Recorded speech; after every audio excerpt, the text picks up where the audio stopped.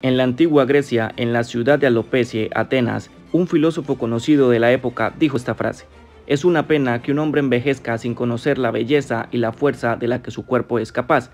Sócrates, 470 años antes de Cristo, y su fallecimiento 399 años antes de Cristo. ¿Pero a qué se refería Sócrates cuando dijo esta frase? En palabras más coloquiales, Sócrates lo que se refería es que un hombre que no invierta tiempo en el desarrollo de la fuerza para crear belleza en su cuerpo es un hombre que no estará aprovechando el 100% de su capacidad.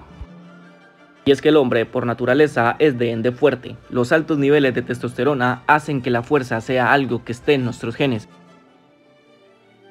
Y en el caso de las mujeres, el entrenamiento de la fuerza hace que su cuerpo se embellezca mucho más de lo que naturalmente ya es. Y es por esto que el conocimiento sobre la fuerza debe ser algo que todos los seres humanos tengan bien claro. Y es por esto que hoy vamos a hablar sobre la fuerza.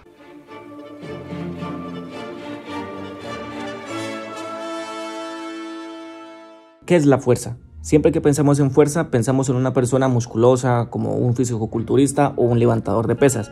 ¿Pero conocemos la definición de la fuerza? Pues busquemos la definición. La definición de fuerza dice lo siguiente: capacidad motriz que permite ejercer, vencer o mantener tensión contra una resistencia mediante contracción muscular, bajo unas condiciones específicas iniciadas y orientadas por procesos eléctricos en el sistema nervioso. ¿Pero a qué se refiere esta definición? Básicamente lo que dice es que la fuerza inicia del sistema nervioso central. Hay unos procesos eléctricos ahí que generan contracción muscular y esa contracción muscular genera un movimiento.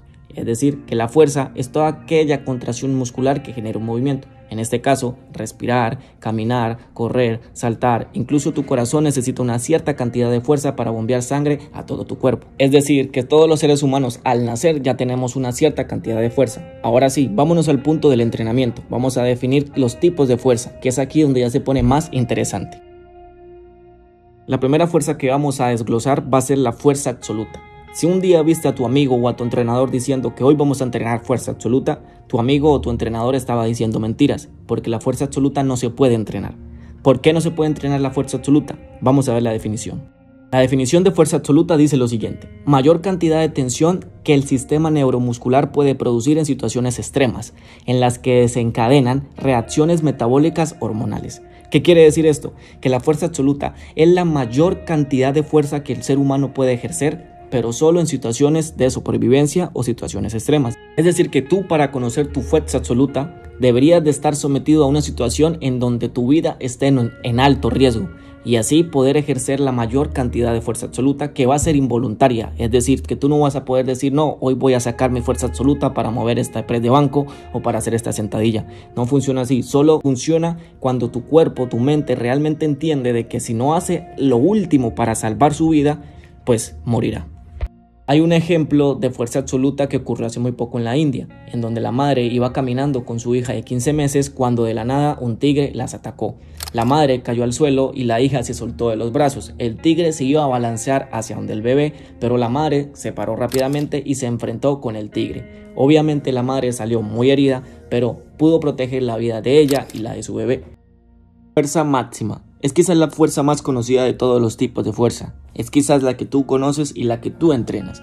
Pero vamos a ver la definición de fuerza máxima. Fuerza máxima dice lo siguiente: el máximo nivel de fuerza que una persona puede ejercer voluntariamente en un solo movimiento. Puede ser excéntrica o concéntrica.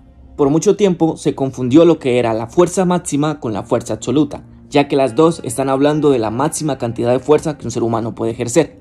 Pero ¿cuál es la verdadera diferencia entre las dos? La diferencia es que la fuerza máxima es la mayor cantidad de fuerza que un ser humano puede ejercer de manera voluntaria, y la fuerza absoluta es la mayor cantidad de fuerza que un ser humano puede ejercer de manera involuntaria.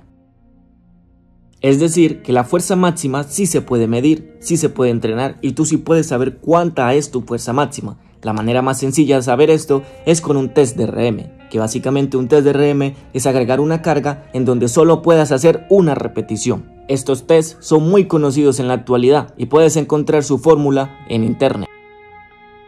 Fuerza explosiva. La fuerza explosiva la podemos definir como la mayor tensión muscular por unidad de tiempo. es decir, la capacidad del sistema neuromuscular de desarrollar elevados grados de fuerza en el menor tiempo posible. Fuerza explosiva son esos primeros segundos en donde el músculo se contrae con tanta fuerza que genera una explosividad increíble. Está muy presente en deportes como el béisbol, el baloncesto, el atletismo y otros deportes de contacto, donde es la rapidez de ejecución lo que define si ganas o pierdes. Hay muchas maneras de conocer tu fuerza explosiva, pero los mejores test están enfocados al salto, ya que en el salto es donde mayor predominancia de fuerza explosiva se ve.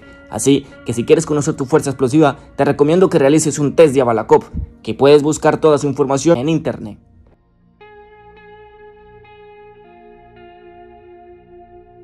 Fuerza-resistencia es la capacidad de sostener un nivel de fuerza requerido por el mayor tiempo posible. De hecho, cuando vas al gimnasio y trabajas la típica rutina de 4 de 8 o 4 de 10, estás trabajando más fuerza-resistencia que cualquier otra cosa. La fuerza-resistencia está presente en casi todos los deportes, pero más en los deportes aeróbicos, en los deportes de alta duración, como lo es el atletismo, la triatlón, la natación, entre otros deportes. Hay una delgada línea de lo que es resistencia a la fuerza y resistencia aeróbica, pero eso será otro tema que dejaremos para otro video. La fuerza relativa. La fuerza relativa es la fuerza máxima dividida entre el peso corporal, siendo fundamental en las diferentes modalidades deportivas. En pocas palabras, la fuerza relativa es que si tenemos dos individuos, uno que pesa 80 kilos y el otro que pesa 60 kilos, y los dos levantan el mismo peso máximo, el que tiene menor peso corporal es mucho más fuerte que el que tiene mayor peso corporal.